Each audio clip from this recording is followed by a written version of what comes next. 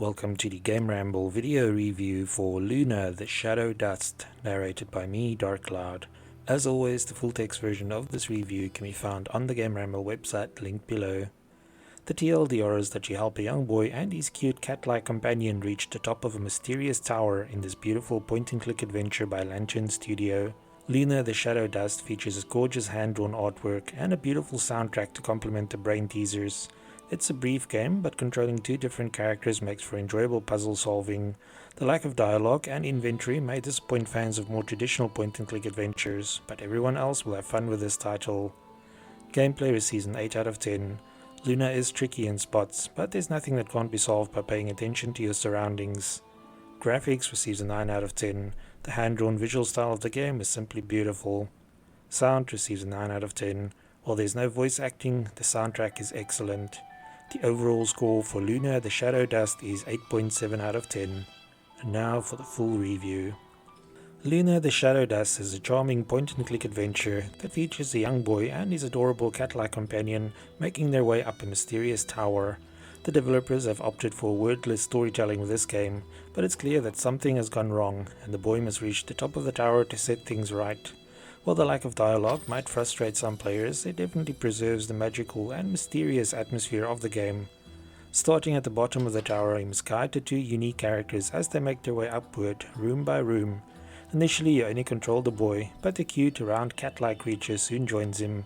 The cat isn't capable of operating machinery like the boy, but it's still an invaluable help when it comes to solving the puzzles. Its small stature and ability to reach spots inaccessible to the boy means you'll frequently need to split the two up to overcome obstacles. Veteran point-and-click adventure fans who still remember the Goblin series by Cocktail Vision should be familiar with this style of puzzle solving. However, Luna is a lot more streamlined and simplified compared to the classic point-and-click adventure games. The game features a very uncluttered user interface, allowing players to soak in the atmosphere and appreciate the detailed visuals. Not only is everything meticulously detailed, but all the visuals are hand animated too. Lantern Studios managed to cram in more than 250 animations, and it shows. The art style of Luna has a bit of a Studio Ghibli feel, but at the same time the game also has its own unique style. Although you make your way through plenty of rather mundane locations, such as a kitchen, garden, library and music room, the art style ensures that it never feels boring.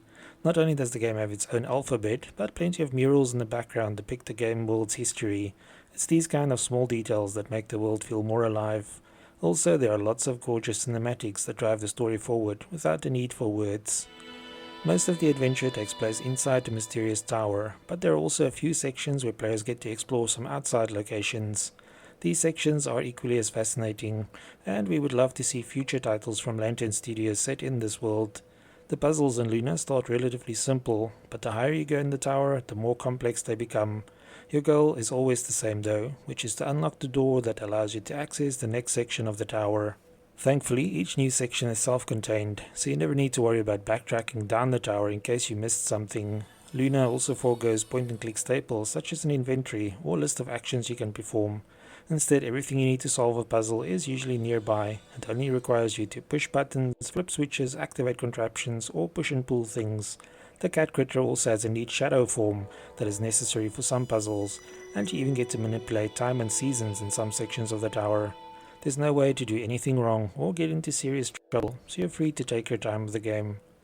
While the interface is very straightforward, the puzzles will leave some players scratching their heads. There are always plenty of clues to point in the right direction, but you must pay attention to your surroundings. Initially your two characters stick pretty close together, but towards the end of the game you'll often have to send them to separate rooms to manipulate items. We were stumped a few times, but managed to progress through the game without pulling out too much of our hair, and cracking the puzzles is immensely satisfying.